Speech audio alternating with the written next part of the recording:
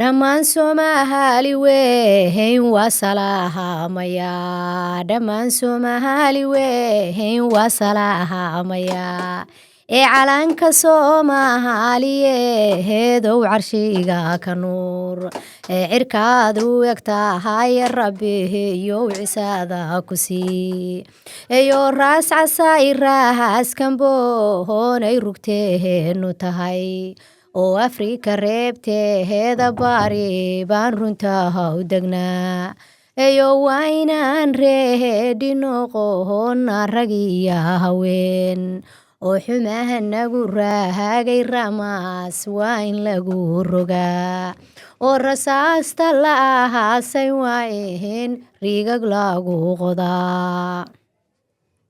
ما شاء الله.